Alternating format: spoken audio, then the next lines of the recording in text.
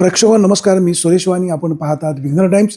विघ्नर टाइम्समध्ये सर्वांचं मनपूर्वक स्वागत. नगर परिषदेच्या निवडणुकीमध्ये शरददादा सोनवणे यांची एक हाती सत्ता आली. नगराध्यक्ष त्यांच्याच पक्षाचे झाले.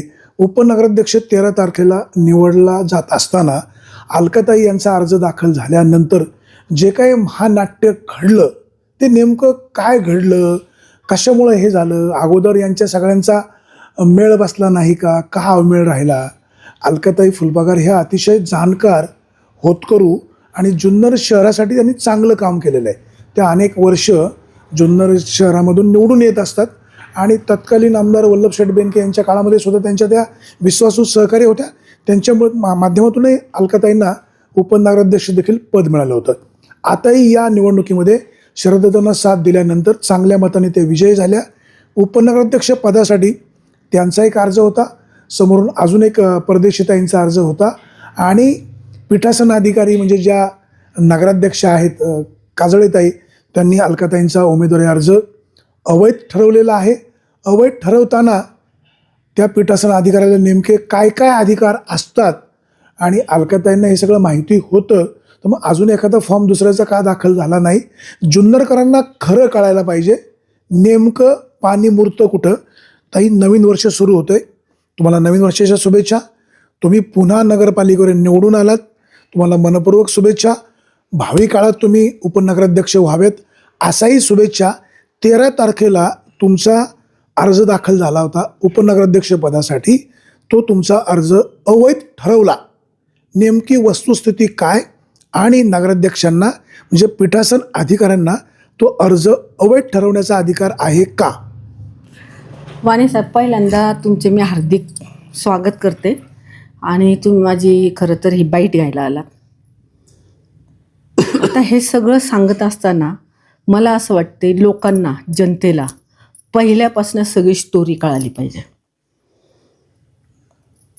जुन्नर नगरपालिकेच्या निवडणुका जाहीर झाल्या. निवडणुका जाहीर झाल्यानंतर उमेदवार उभे राहिले. प्रत्येकाने आपल्या आपल्या प्रभागात कोणता कुठं कसं असे उमेदवार हे केले. 6 नंबर प्रभागामध्ये वर युतीचं काम चालू होतं, BJP आणि शिवसेनेचं. 6 नंबर प्रभागामध्ये आमचे माप्पाजी हे उत्सुक होते, परंतु त्यांना वर नगराध्यक्षपदाची संधी देत असल्यामुळं युतीत असं चालू झालं की मग 6 नंबर आम्हाला सोडा. पण ते युती व्हायला थोडंसं इकडं तिकडं चालू होतं. पण तोपर्यंत बाबा फॉर्म भरायचा का, तर नुसता अपक्ष म्हणून भरायचा असं पहिल्यांदा ठरलं. परंतु मापाजींना असं वाटलं की नाही, मला AB फॉर्म भेटलाच पाहिजे. ते दर्शन जरा दादांच्या जवळचा कार्यकर्ता असल्यामुळे ते थोडंसं मग ते AB फॉर्म द्या. तर दादांना विचारलं तर दादा म्हटले की दर्शन, माझा त्या माणसावर विश्वास नाही आहे, तर AB फॉर्म देऊ नको. तर दर्शन म्हटला, दादा, त्यांनी प्रभू रामचंद्राची शपथ घेतली की दादा म्हणतील त्यावेळेस मी माघार घेणार. तर मग दादांनी नाईलाजानी यस म्हटलं, तो AB फॉर्म दिला. AB फॉर्म दिल्यानंतर ज्यावेळेस माघारीची वेळ होती त्याच्या आधी BJPचं दादांचं बोलणं झालं, 6 नंबर तुम्हाला सोडतोय, त्यांना माघार घ्यायला सांगा आणि तुम्ही तुमच्या नगराध्यक्षांना, उमेदवाराला माघार घ्यायला सांगा. हे सगळं कशासाठी चाललं होतं की आपल्या शिवसेनेचा नगराध्यक्ष जुन्नर नगरपालिकेत बसावा, याच्यासाठी दादांचा हा सगळा आट्टापिट्टा चालला. 6 नंबर सोडल्यानंतर BJPच्या नगराध्यक्ष उमेदवाराची माघार झाल्यानंतर ती जी मतं आहेत ती आपल्याला प्लस होती आणि आपल्याला निवडणुकीला जास्त त्रास होणार नाही आणि आपला शिवसेनेचा नगराध्यक्ष बसणार, हे दादांच्या डोक्यात होतं. परंतु माप्पाजींना जरा जास्त वर नगराध्यक्ष मला पाहिजे आणि इकडं खाली नगरसेवक आहे मला पाहिजे. तर दादांनी त्यांना खूप फोन केले की तुम्ही माघार घ्या. मग त्यांनी नेहमीसारखी ती टाळाटाळ केली. दर्शन त्यांच्या मागं गेला, त्यांना गाडीवर बसायला सांगितलं, चला ते नगराध्यक्ष आलेत तिथं, ते उमेदवार आलेत माघार घ्यायला, तुम्ही माघार घ्या, दादांचा फोन येतोय, दादांनी सांगितलंय. पण ते मी देवाच्या पाया पडून येतो, मी असं करतो, मी तसं करतो, असं म्हणून 3 वाजवले. 3 वाजून गेल्यानंतर माघार घ्यायची मुदत संपली. आता ती संपल्यानंतर मग माघारीचा प्रश्नच राहिला नाही. त्याच्यानंतर परत दादा पण म्हटले की असं तू करायला पाहिजे नको होतं, असं तसं ते नाही, सगळं. दादा एवढे प्रेमाने मधुकर काजळे यांना बोलले. बाहेर तर चर्चा तर खूप वेगळे होते. म्हणजे मधुकर काजळे यांना अगदी योग्य शब्दात, तर पुढचं तुम्हाला सगळं माहिती आहे. नाही, कसं असतं, एखादा कार्यकर्ता चुकल्यानंतर नेत्याला थोडासा राग येतो, पण एवढं काय हे नव्हतं. पण शेलके शब्दात दादा बोलले ना. शेलक्या शब्द ते काय बोलले खरं मला माहित नाही, कारण माझ्या देखत ते बोलले नव्हते. कानावर तर असेल ना. नाही, ते पण मला माहित नाही. फक्त एवढं झालं की आता चला आपल्याला नगराध्यक्षाचं हे करायचं. पण ज्यावेळेस जाहीरनाम्याची पत्रकं छापली, तर त्याच्यानंतर म्हटले आता ठीक आहे, आपण पत्रकार परिषद घेऊन माघार घेऊया. मग पत्रकार परिषद झाली. तिथं मापाजींनी जाहीर केलं की बाबा मी ह्या 6 नंबर वॉर्डमधून माघार घेते. हे सगळं झालं, पण त्यांची पण आठ होती समोरच्या व्यक्तींची की पत्रकं काढली पाहिजेत. शेवटपर्यंत पत्रकं काढली नाहीत. त्याच्यानंतर असं झालं की दादांचा जाहीरनामा, नगराध्यक्षांचा जाहीरनामा, नगरसेवकांचा, असं जे आपण पत्रक काढतो, तर त्या पत्रकामध्ये सगळे आमचे उमेदवार टाकले, दादा टाकले, नगराध्यक्ष टाकले, आणि तो 6 नंबरचा कॉलम आम्ही रिकामा ठेवला. का तर लोकांचा कमिटमेंट होती. लोकांचा गैरसमज व्हायला नको. त्याच्यामुळे ती मतं यांना पडली पाहिजेत. म्हणजे याचा उद्देश फक्त काय, आपला नगराध्यक्ष बसला पाहिजे. आता त्याच्यानंतर असं झालं की ते त्या प्रेसवाल्या दादांनीच सांगितलं आम्हाला की ते कॉलम हे ठेवा, ते धनुष्य येऊ देऊ नका, त्याच्यावर रिक्त कॉलम ठेवा. त्याच्यानंतर ते त्या याच्याकडे गेले, आपल्या प्रेसवाल्याकडे, मधुकर काजळे, की ते तिथं माझं नाव टाकून ते धनुष्यबाण टाका. आता ते प्रेसवाला म्हटलं की दादांना विचारल्याशिवाय मी तरी कसा टाकणार ना. तर दादा म्हटले की नका टाकू. संध्याकाळी दुसरी पत्रकं छापली का, त्याच्यात इकडं 1000 छापली ना, तिथं 3000 छापली. त्याच्यामध्ये मग ते नाव सगळं असं धनुष्य ते सगळं झालं. कर्मधर्म संयोगाने आमचा नगराध्यक्ष आला. शिवसेनेचे 8 नगरसेवक निवडून आले. 1 मिनिट थांबवतो. म्हणजे सुरुवातीपासूनच शिवसेनेमध्ये हा सगळा अवमेळ होता. हा अवमेळ फक्त मापाजींमुळे होता ना, तेच मला तुम्हाला. असं असतानाही तुम्ही काजळेंच्या बायकोला, सुजाता काजळे यांना नगराध्यक्षपदाची उमेदवारी का दिली? दुसरे उमेदवार नव्हते? उमेदवारी आधी दिली गेली होती ना. तरी मधुकर काजळे यांचा इतिहास सगळेच राजकीय नेत्यांना माहिती आहे. म्हणजे मी त्यांच्यावर वाईट बोलत नाही, त्यांचे चांगले गुण पण असतील, पण राजकीय नेत्यांना त्यांचा अनुभव सगळ्यांना चाललेला. आशाताई असेल, बेनके असतील, सोनवणे असतील. मग हे सगळं माहिती असताना एवढं धाडस का केलं? धाडस म्हणजे कसं होतं की कधी कधी पूर्ण गोष्टी माहीत नसतात, आणि मग असं वाटतं चला आपल्याला जर वर जर चालणारा माणूस असेल आणि सेनेला जर आपल्याला नगराध्यक्ष भेटत असेल, तर तो त्यावेळेस ते दादांचा विषय होता. तो कट्टर हिंदुत्ववादी असल्यामुळे मतांचा एक गट्टा फायदा होईल नाही, तो दादांचा विषय होता, तो माझा विषय नव्हता. मला जे माहीत आहे ते मला तुम्हाला सांगायचंय फक्त. बाकी हे जे सगळं आहे, हा सगळा पक्षश्रेष्ठींचा विषय, तो दादांचा विषय. तर मग निवडणूक झाली, नगराध्यक्ष निवडून आले, शिवसेनेचे 8 आले, आणि समोरचे राष्ट्रवादीचे 6, बाकीचे अपक्ष, मशाल, असे सगळे निवडून आले. आता निवडून आल्यानंतर, नगराध्यक्ष आपला आल्यानंतर, त्याच्या खाली मॅजॉरिटीसाठी आपले नगरसेवक पाहिजेत. मॅजॉरिटी असल्यानंतर आपल्याला जुन्नर शहराचा विकास कसा करायचा याच्यामध्ये खो घालता येत नाही. म्हणजे गट तयार करायचा. आता दादांच्या डोक्यात जुन्नर शहरासाठी खूप मोठं विजन आहे की जुन्नर शहरात आपल्याला काय काय करायचं.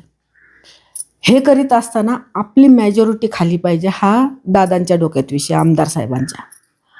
तर आता हे BJPवाले 2 आणि एक आत्ता ज्या रुपालीताई झाल्यात, त्यांनी निवड केली, त्या 3, अशा हे 3ही नगरसेवकांना दादांच्या माध्यमातून, आमच्या गटनेत्याच्या माध्यमातून इकडं आणायचा खूप प्रयत्न चालू होता.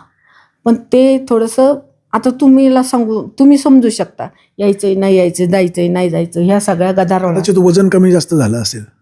ह्या सगळ्या गदारोळात मग दादांनी असा विचार केला की आपल्याला मॅजॉरिटी तर पाहिजे, बरं, राजकारणामध्ये किंवा विकास कामांमध्ये नगरपालिकेमध्ये धर्म बघायची काही गरज नाही. त्याच्यामुळं दादांनी काय विचार केला की रिजवान पटेलची बायको मुमताज पटेल ते तर आपल्याकडे आलेत, आता आपल्याकडे राहिले. म्हणजे काँग्रेसचं पण एक व्यक्तीनं तुम्हाला गटाला पाठिंबा दिला, 2 भाजपच्या लोकांनी पाठिंबा दिला. ते नंतर ते सांगते ना तुम्हाला, मी सगळे इंतेभूत तुम्हाला सांगणार स्टोरी. त्याच्यानंतर काय झालं की ते पटेल आले आपल्याकडं, आता आपल्याकडे राहिलं एक माणूस आपल्याला पाहिजे, आवश्यक आहे. मग याच्याशी बोलणी सुरू झाली, जमीर कागदींशी. आता ती बोलणी सुरू झाल्यानंतर कुणी पण आपल्या गटात जर येत असेल तर त्यांच्या काही कमिटमेंट असतात, अपेक्षा असतात. त्यांनी अपेक्षा बोलून दाखवली की मी बाहेरून पाठिंबा देणार नाही, मी तुमच्या गटात सामील होईल, पण मला तुम्ही कॉपमध्ये घेतलं पाहिजे. आता दादांनी थोडा विचार केला आणि मग नंतर कळमला. म्हणजे ह्या गट स्थापन व्हायच्या अगोदर एक 3-4 दिवस 4-5 दिवस, आता मला ॲक्च्युली तारीख माहीत नाही, गट स्थापन व्हायच्या अगोदर कळमला बाबू पाटे आपल्या जुन्नर तालुक्याचे ते शिवसेनेचे प्रमुख आहेत. त्याच्यानंतर दादा आणि मप्पाजी हे तिघंजणं त्यांना बोलून घेतलं तिकडं. त्यांना दादांनी स्पष्टपणे सांगितलं. कळमला का बरं? तिथं कुठं हॉटेल असेल काय? सुरक्षित नाही, सुरक्षित नाही. दादांना काय काम असेल ते तिथं पुण्याला वगैरे जायचं असेल, पुण्याला जायचं असेल काय ते मला जे असेल ते. आता तिथं सुरक्षित आहे का सुरक्षित आहे मला माहीतच नाही, चर्चा तर होणारच ना. त्याच्यानंतर मग तिथं कळमला हे तिघंजणं बसले. बाबू पाटेंनी दादांनी माप्पाजींना स्पष्ट सांगितलं की आपण जमीर कागदीला आपल्या गटात घेतोय, पण त्याची अशी अट आहे, त्याच्यामुळं आपण असं करूया. तिथं माप्पाजी काही बोलले नाहीत, म्हणजे नुसतं असं होकार पण नाही, नकार पण नाही. आता त्याच्यानंतर असं झालं की गट स्थापनेची वेळ आली. दादांनी यांना सांगितलं आपल्याला गट स्थापन करायला जायचं आहे. आम्ही सगळेजण गट स्थापन करायला गेलो. जमीर कागदी पण तिथं होते. गट स्थापन कुठे केला? पुण्याला, जिल्हाधिकार्यालय. हो. जमीर कागदी पण आलेले, पटेल त्या आल्या होत्या आणि आम्ही सगळेजण. असा आम्ही एकूण 10 आणि नगराध्यक्ष मॅडम अशा आम्ही 11 जणांचा तो गट स्थापन केला. फोटो दाखवू का तुम्हाला ते त्यावेळी? हो, बघू ना. काय लोकांना तरी खरं कळेल ना, काय म्हणजे वस्तुस्थिती काय, वास्तव काय, लोकांना खरं कळायला हवं. आजही जुन्नर वासीय नक्की आतमध्ये नेमकं काय झालं, नाट्य महानाट्य,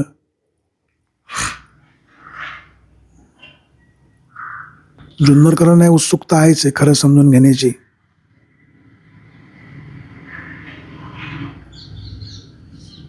नेमकी चूक कोणाची?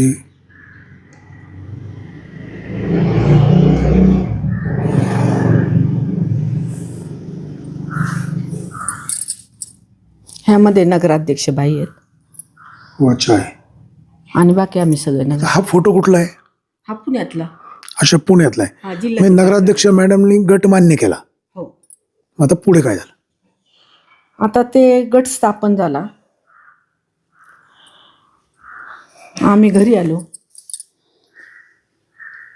आता ह्या सगळ्या घडामोडीमध्ये मप्पाजींच्या डोक्यात एकच होतं की मला नगरपालिकेमध्ये स्वीकृत सदस्य म्हणून जायचंय. म्हणजे त्यांच्या अर्धांगिनी नगराध्यक्ष असतानाही त्यांना पुन्हा तिथं नगरसेवक व्हायचं.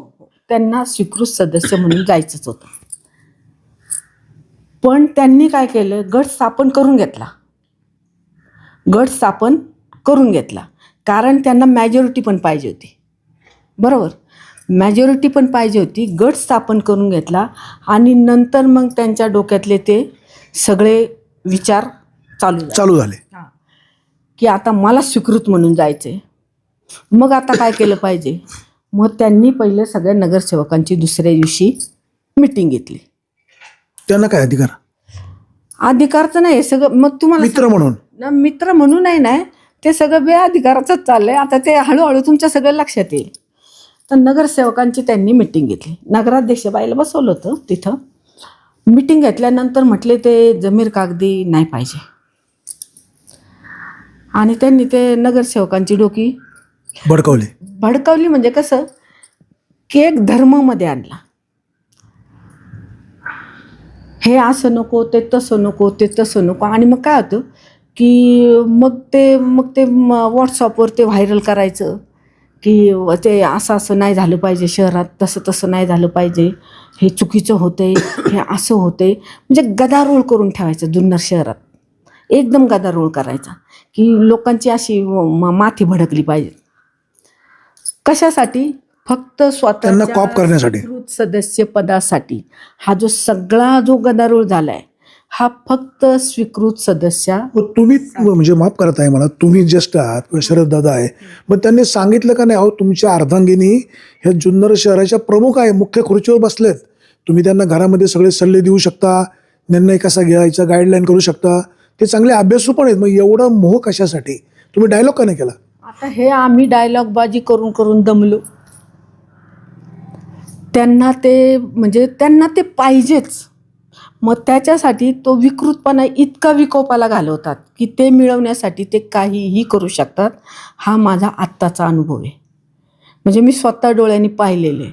म्हणजे एवढा दादांनी समजावून सांगितलं आम्ही. आणि त्याच्यानंतर ज्या वेळेस आता तिकडं स्वीकृत सदस्याचा अर्ज करायचं, इकडं वातावरण सगळं गढूळ करून ठेवलं.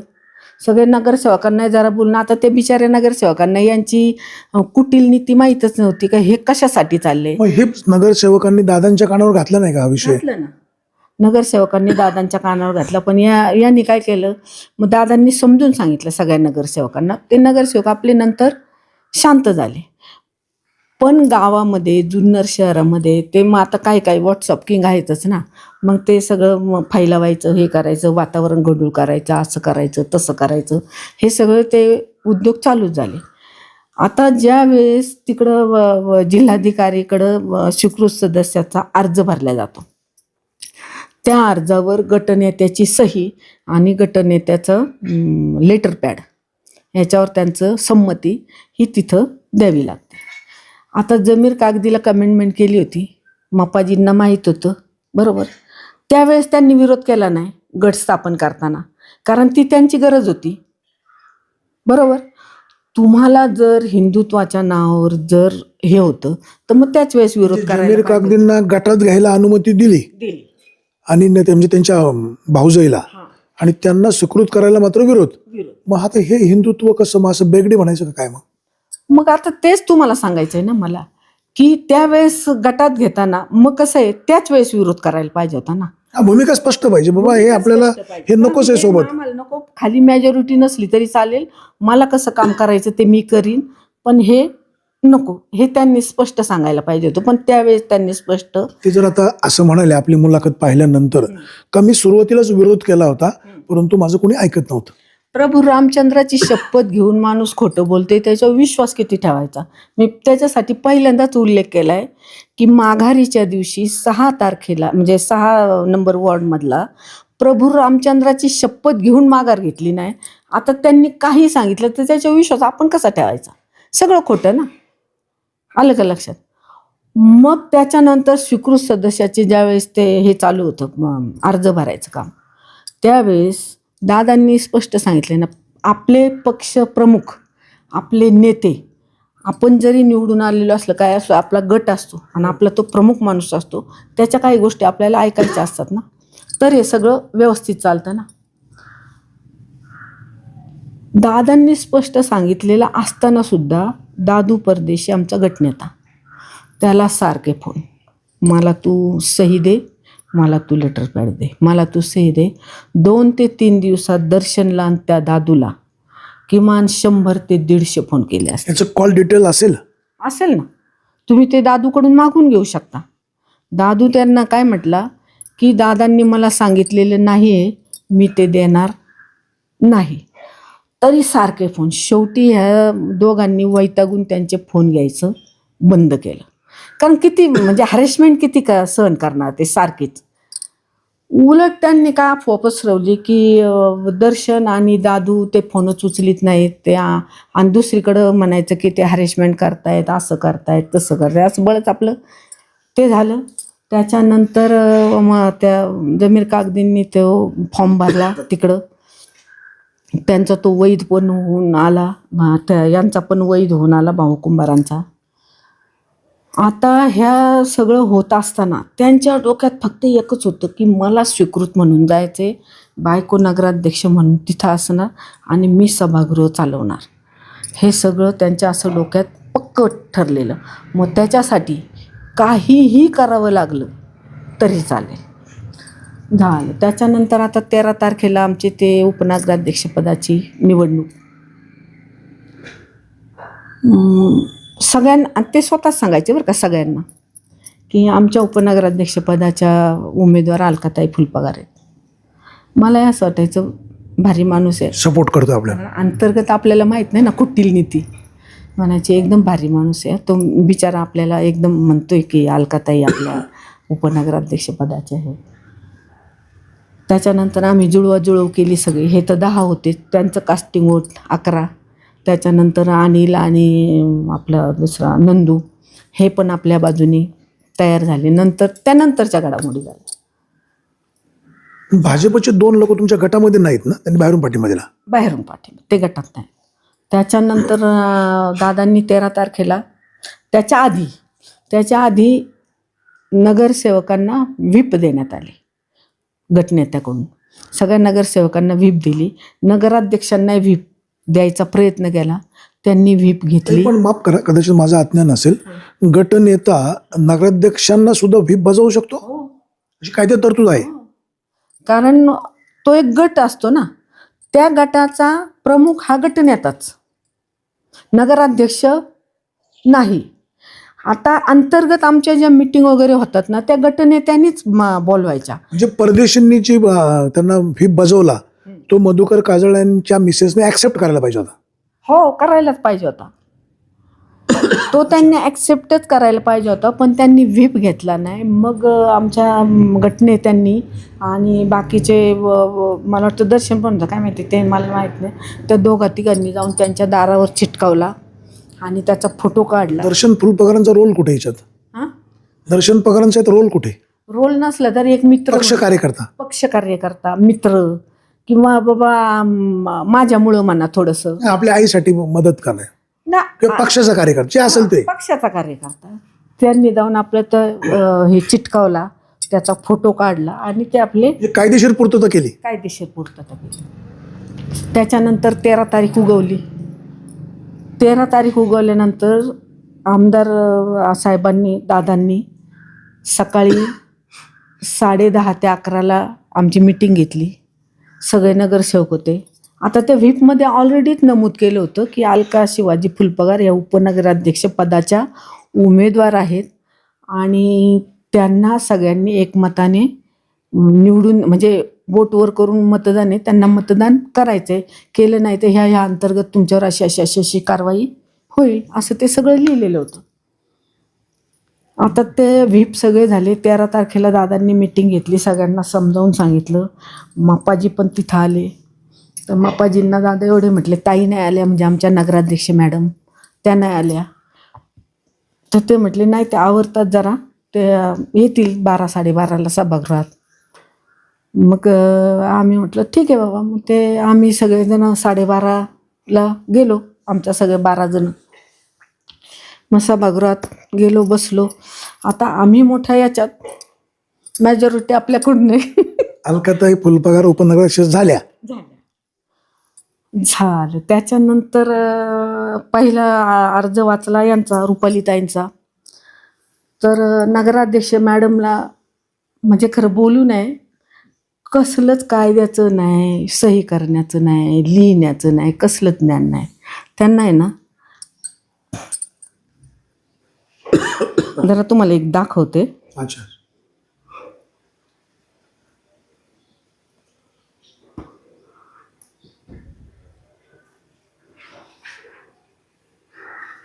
तुम्ही सगळ्यांनी तुमच्या अनुभवाच्या जोरावर त्यांना जरा शिक्षित करा ना. हे बघा,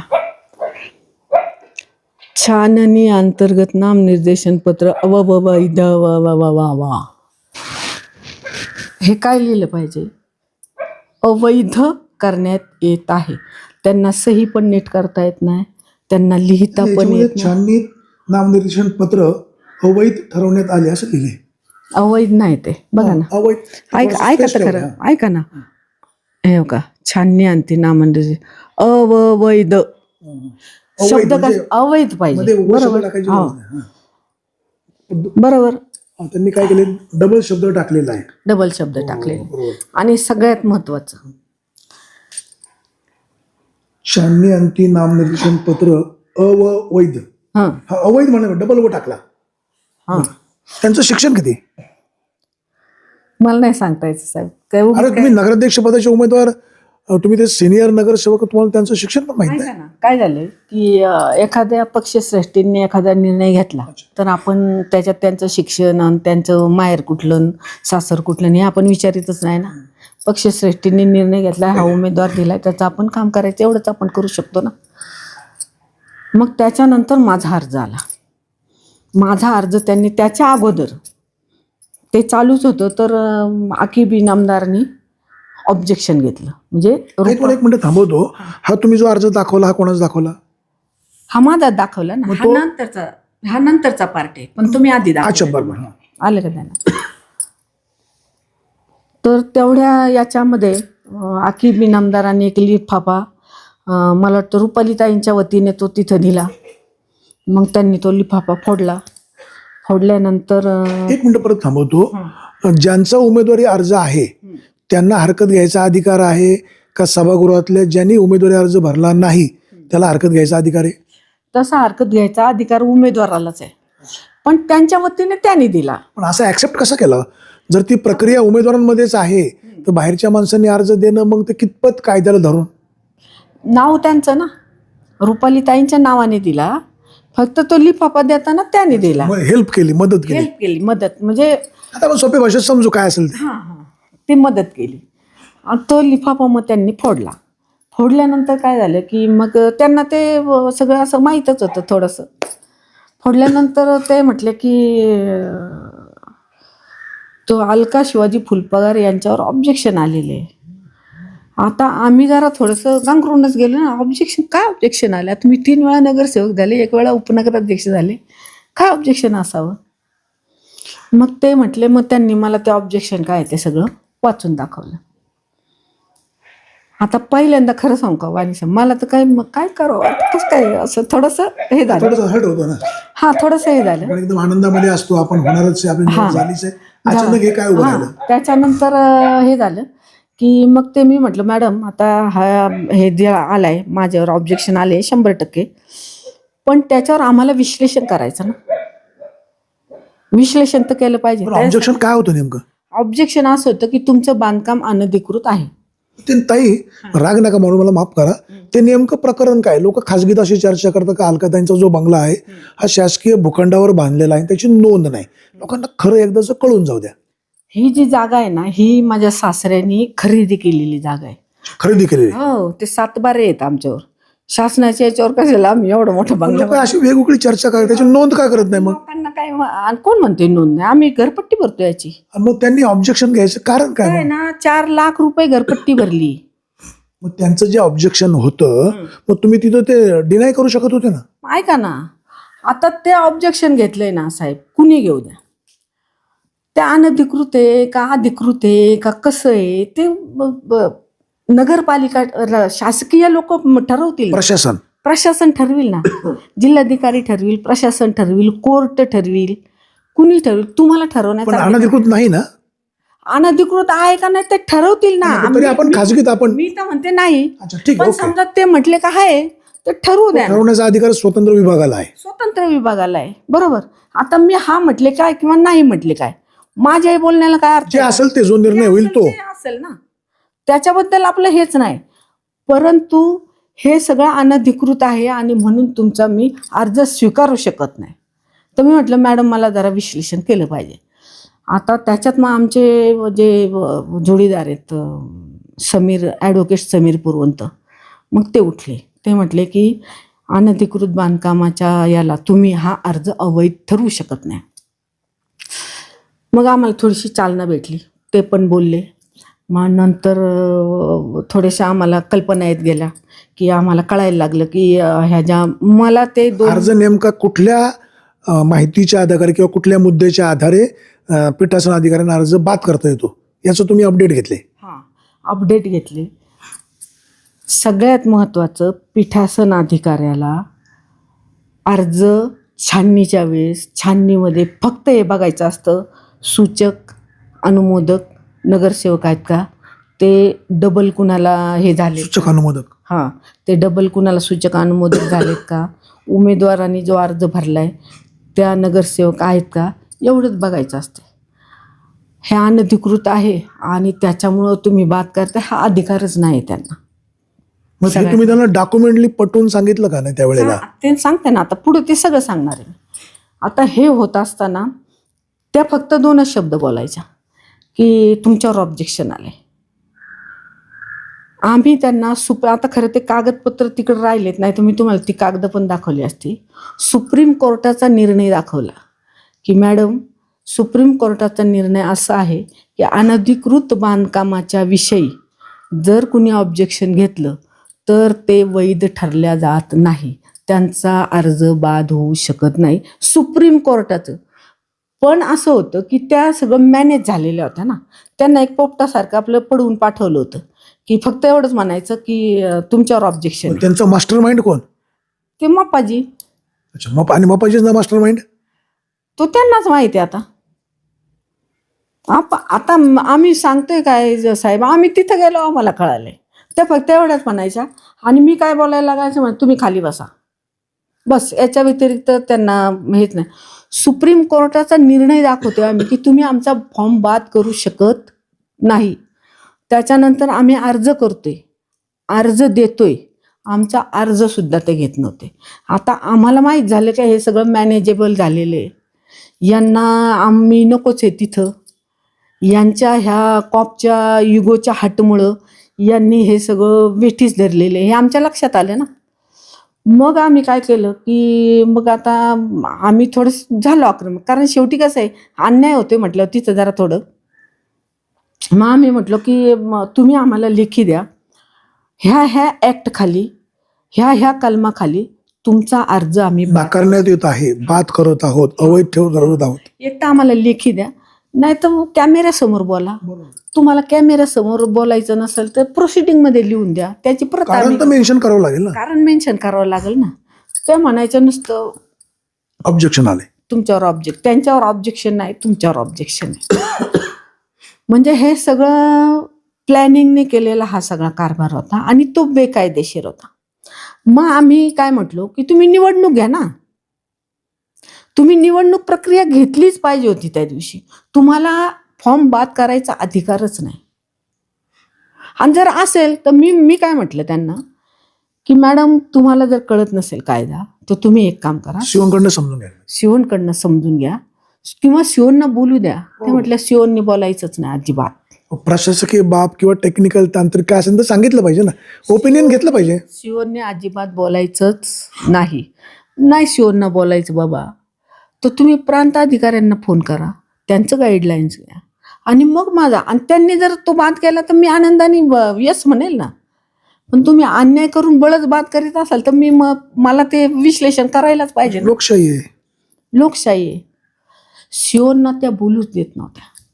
तरी शिव मध्ये एकदा, मी तुम्हाला तो अहवाल दाखवणार आहे, शिव मध्ये एकदा बोलले की हे अनधिकृत बांधकाम हे ज्युडिशियन म्हणजे कोर्टाच्या अखत्यारीतलं हे आहे, ह्या आधारे तुम्ही फॉर्म बाद करू शकत नाही, असं शिव एकदा मध्ये बोलले. त्यांनी त्यांच्या अहवालात पण कलेक्टरला हे पाठवले. तरी माझा फॉर्म बाद करून आपल्या मनाने त्यांनी त्यांचं ते डिक्लेरेशन वळच आपलं करून टाकलं. त्याच्यानंतर आला ते दुसरा विषय वाचायला लागला, तर आम्ही त्याला मज्जाव केला. दुसरा विषय काय, स्वीकृत सदस्यांचा. तुम्ही पहिलाच विषय पूर्ण नाही झाला तर तुम्ही दुसरा विषय घेणारच कसा. आम्ही थोडेसे आक्रमकच होतो की पहिला विषय पूर्णच नाही झालेला, तुम्ही दुसरा विषय घेऊच शकत नाही. तरी त्यांनी त्या गडबडीत थोडासा तो विषय वाचून दाखवला, भाऊ कुमार यांना स्वीकृत करून टाकलं. आणि मग त्याच्यानंतर भाऊंचा एकच अर्ज होता का? हो, ते कसं असतं, गटनेता जे लिहून देतो ना तिकडं अर्ज. तुमच्या गटाचा कोणाचा अर्ज नव्हता? आमचा होता ना, जमीर कागदींचा. आता दादांनी कमेंटमेंट केली होती ना जमीर कागदींना, तर जमीर कागदींचा अर्ज होता. एकदा प्रांताने आणि कलेक्टरने अर्ज वैध ठरवल्यानंतर गटनेत्याने ज्या वेळेस तो नाव शिफारस केल्यानंतर ते डिक्लेरेशन नगराध्यक्षांना करावंच लागतं, पीठासीन अधिकाऱ्यांना. यांनी काय सांगितलं की कायदा सुव्यवस्थेचा प्रश्न निर्माण होईल आणि म्हणून यांनी तो निकाल राखून ठेवला. असं काही कायद्यात आहे का तरतूद? कुठे आहे कायद्यात तरतूद? कोणत्या कायद्यात तरतूद आहे? शांतता सुव्यवस्था राखण्यात यावी म्हणून त्यांनी तो राखून ठेवला. थोडक्यात मधुकर काजळे यांना तिथं कॉप केलं नाही किंवा तुम्ही मदत केली नाही म्हणून त्यांनी हा सगळा केलेला प्रपंच. हो, 100%, एकदम 100%. म्हणजे किती हव्यास असावा याचं ज्वलंत उदाहरण म्हणजे मप्पाजी आहेत. आणि मी तर खरं खोटं नाही सांगत साहेब, त्या संगीता कर्डिले आणि त्या बाऊबंदेबाई यांचं खरं मला आत्ता वाटते की त्यांनी त्यावेळी जो निर्णय घेतला होता तो खरंच योग्य होता. आता ह्या एका त्यांच्या इगोमुळं पूर्ण जुन्नर शहराचं वाटोळं चाललं असं वाटत नाही का तुम्हाला? जनतेला पण मला सांगायचं आहे. बरं कसं होतं, हे तर करतोच तो, परंतु पोरांमध्ये, तरुण पोरांमध्ये काही आपलं पसरवायचं आणि काय पण ताई, जुन्नर शहरामध्ये मधुकर काजळे हिंदुत्व म्हणून असं हिरो झाले ना. कसं असतं, 1-2-4 टाळके असे असतात का ते हिरो करीत असतात. ते हिरो झाले त्याच्या मागं लोकांना माहीत नाही ना नेमकं हे कशामुळे झाले. तर ते झिरो कधी होतील? लोकांना कळायला पाहिजे ना. आता तुम्ही पुढे अपील केलं, पुढे काय झालं? आता तुम्हाला सांगते, हे जे त्यांनी डिक्लेरेशन केले, बरोबर, डिक्लेरेशन केल्यानंतर सेम डे चीफ ऑफिसरनी तिकडं अहवाल पाठवलेला आहे जिल्हाधिकारी. त्या अहवालामध्ये चीफ ऑफिसरनी जे त्यांचं म्हणणं चीफ ऑफिसरचं की अनधिकृत बांधकाम हे ज्युडिशियल म्हणजे कोर्टाच्या अखत्यारीतलं काम आहे, त्या आधारे अर्ज बाद होऊ शकत नाही, त्याच्यात निवडणूक ही झालेलीच नाही.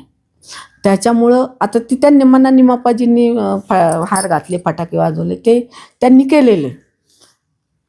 पण आता कलेक्टरचं म्हणणं त्याच्यावर येईल आणि मग त्याच्यानंतर त्याचा पुढचा निकाल. जिल्हाधिकारी साहेबांकडे तुम्ही अर्ज केला, त्यांचा रिप्लाय काय आलाय? अजून यांचा अहवाल त्या सेम डे अहवाल मागितला, सेम डे एक अहवाल पाठवले, परंतु त्यांनी आता त्यांना असं सांगितले की तुम्ही सविस्तर अहवाल द्या, त्या अहवालावर ते अभ्यास करतील, विचार करतील आणि मग त्यांच्या काय कायद्याच्या अखत्यारीत काय बसत असेल तसं पुढं करतील. तुम्हाला संधी मिळाली नाही याचं काही दुःख? अजिबात नाही. मी सामाजिक काम करणारी बाई आहे, मला समाजकाम करायला खूप आवड आहे, तुम्हालाही माहिती आहे, म्हणजे मी वेगळं काही सांगायची गरज नाही. आता मला एक गोष्टाची खंत वाटली की तुम्हाला हिंदुत्व म्हणून तुम्ही ज्यावेळेस जमीर कागदींना विरोध करताय तो ठीक आहे, बरोबर, तुमचा तो याचा त्याविषयी जास्त चर्चा नको, त्याच्यावर जास्त चर्चा नको, पण मला विरोध का केला त्याचं कारण हे समोर आलं पुढे. त्याचं कारण हे कॉपचं आणि सगळ्यात महत्त्वाचं हिंदू समाजामध्ये मी वावरणारी बाई आहे, बरोबर. मी जरी बौद्ध समाजाची असले तरी पुणे जिल्ह्यामध्ये गणपती उत्सव मंडळ महिलांचं पहिलं हे अलका फुलपागांनी स्थापन केलं आणि गेली 5 वर्ष ते गणपती मंडळ आम्हाला दरवर्षी पोलीस यांच्याकडनं आमचा सत्कार होते ह्या सगळ्या गोष्टी. मग तुम्ही मला विरोध का केला, बरोबर. पण तो विरोध करण्याचं कारण आता तुम्ही समजून घ्या की हे कॉपमध्ये जाण्यासाठी काही उलटापालट्या करायच्या, काहीही, म्हणजे त्याला काही मर्यादाच नाहीत. आणि त्याच्यामुळे मी जनतेला एक आवाहन करेल की कुठलीही गोष्ट करताना जरा समजून घ्या. आपलं जुन्नर शहर हे 18 पगड जातीचं शहर आहे, इथं सगळेजण गुण्यागोविंदाने राहतात.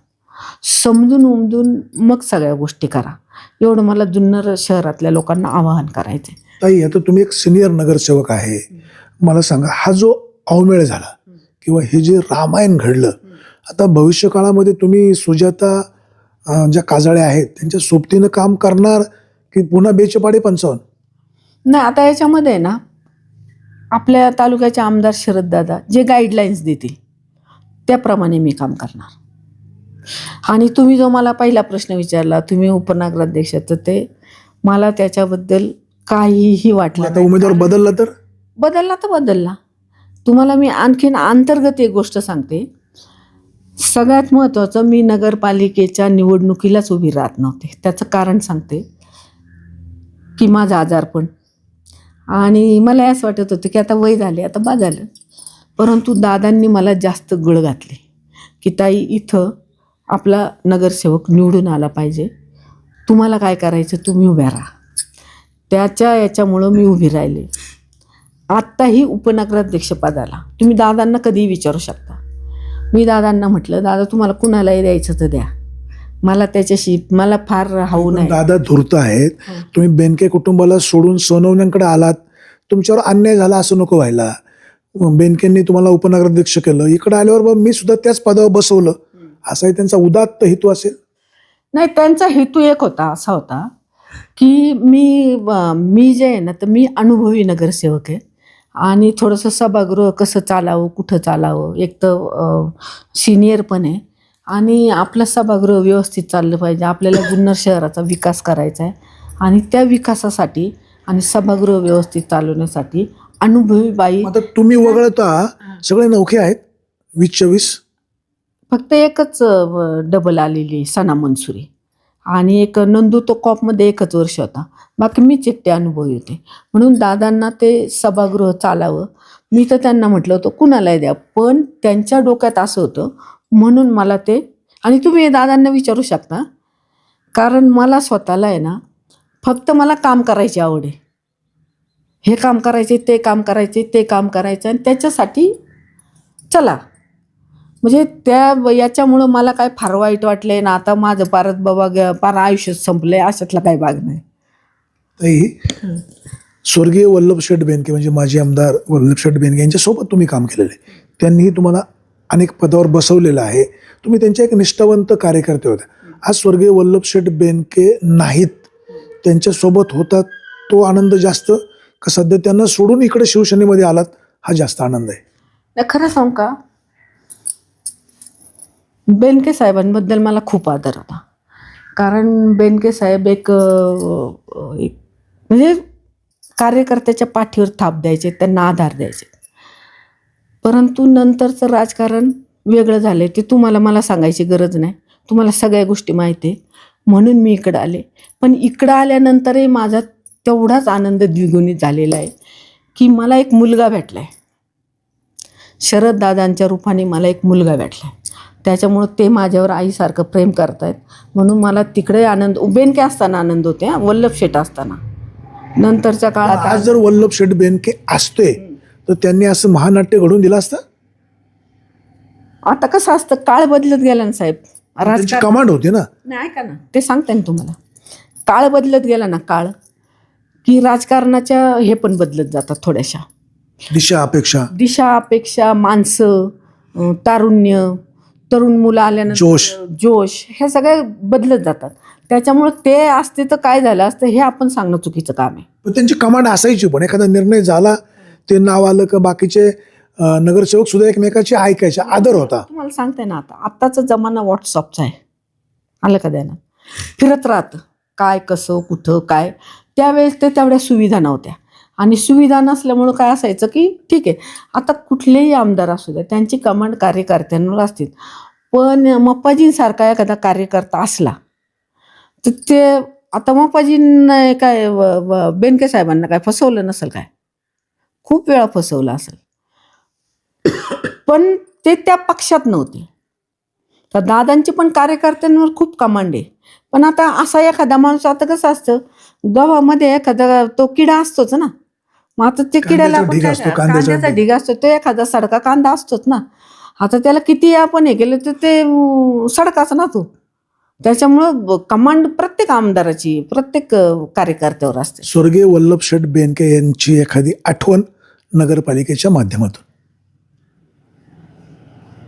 खरं मला उपनगराध्यक्ष त्यांनी केलं होतं.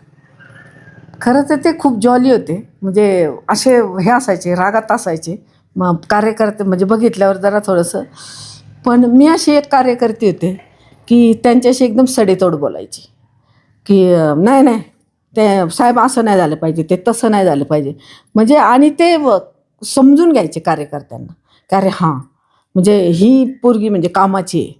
म्हणजे अशा खूप आठवणी आहेत की आम्हाला कुठं न्यायचं झालं. एकदम चांगल्या आठवणीत बेनके साहेबांबद्दल माझ्या आठवणी चांगल्या आहेत. ती आपल्यात आज नाहीत. राजकारणात चढ उतार होतच असतो. त्यांच्याबद्दल काय भावना आहेत? वाईट वाटतंय, ते पाहिजे होते. कदाचित ते असते तर मला कदाचित हा मुलगा पण भेटला नसता, शरद दादा. ते असते तर. पण ते हे झाले, बदललं. नंतर तारुण्य आलं आणि मग जोशामध्ये काय काय काय काय होऊन गेलं ते तुम्हाला माहिती आहे. आणि म्हणून हे सगळं घडलं. एक शेवटचा प्रश्न. आता तांत्रिक मुद्द्यावर जे काय होईल ते होईल. तुमचे तांत्रिक मुद्द्यावर फाईट चालू राहील. मधुकर काजळे यांच्या ज्या मिसेस आहेत सुजाता काजळे यांच्यासोबत भविष्यकाळात तुम्ही सगळे गोळ्यामेळ्याने काम करणार का नेहमीच तू मी चालणार? नाही, मी तुम्हाला आता मग अशी सांगितलं की शरद दादा जो निर्णय घेतील, शरद दादा म्हटले मिळून मिसळून वागायचं आहे, आम्ही मिळून मिसळून. पद हे वेगळं आहे आणि माझ्या डोक्यात तर एक विचार असतो की जुन्नर शहराचा विकास. पण कर्तव्यात कसूर केलं म्हणून जर त्यांच्यावरच कारवाई झाली तर काय मग ते आता कायदेशीर बाबी ती लोक पाहतील. आपल्याला काय एवढं कायद्याचं ज्ञान आहे?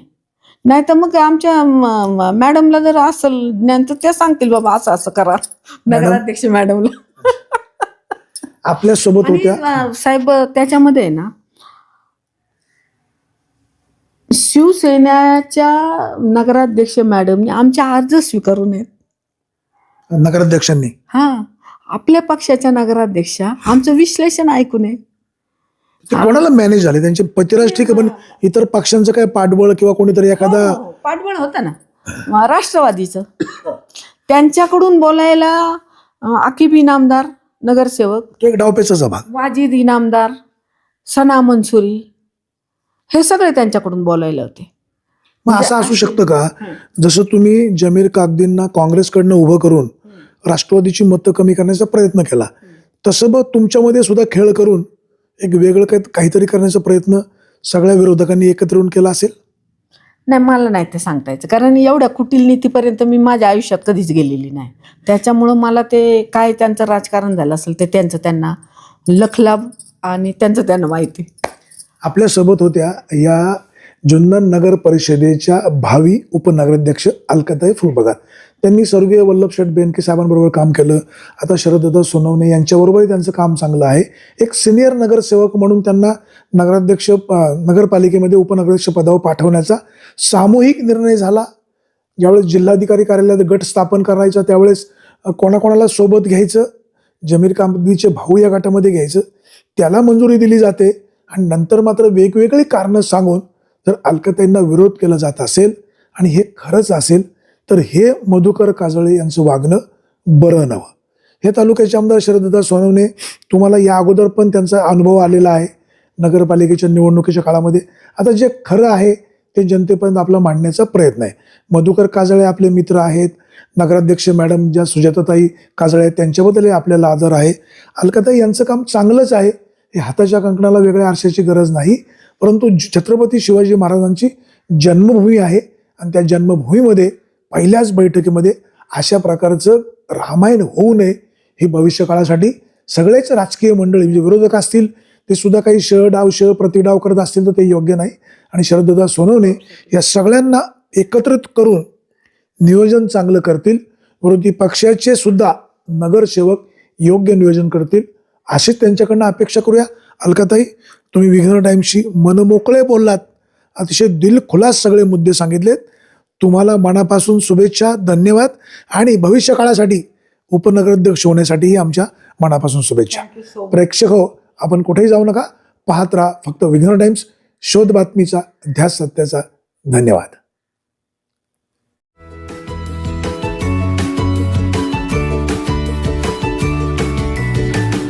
बातम्या शेतीच्या, बातम्या मातीच्या, बातम्या अन्यायाच्या, गुन्हेगारीच्या,